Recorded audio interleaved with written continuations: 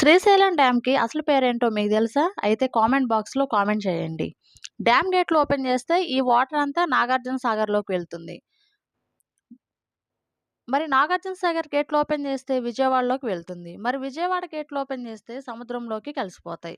అసలు సముద్రంలో ఎక్కడ కలుస్తుందంటే కృష్ణా డిస్ట్రిక్ట్ అనే హంసల దీవిలో బంగాళాఖాతంలో ఈ వాటర్ అన్నీ కలుస్తాయి. మరి ఈ శ్రీశైలం డ్యామ్‌కి ఒరిజినల్ పేరు ఎంతమందికి తెలుసో కామెంట్ చేయండి. మీరనుకునేదేంటంటే, శ్రీశైలంకొచ్చాం గాబట్టి, శ్రీశైలం డ్యామ్ లేదంటే, శ్రీశైలం ప్రాజెక్ట్ ఈ 2 పేర్లు మాకు తెలుసంటారు. ఒరిజినల్ నేమ్ వచ్చేసి నీలం సంజీవరెడ్డి సాగర్. 1963లో జూలై 24న నెహ్రూ గారు శంకుస్థాపన చేశారు. 83వ సంవత్సరం నాటికి కంప్లీట్ అయింది.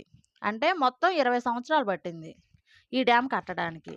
ఈ డ్యామ్ కట్టేటప్పుడు నీలం సంజీవరెడ్డి గారు మన సీఎం, రాష్ట్రపతిగా కూడా ఉన్నారు. ఆయన ఈ డ్యామ్ కట్టినప్పుడు ఎంతో కృషి చేశారు కాబట్టి ఆయన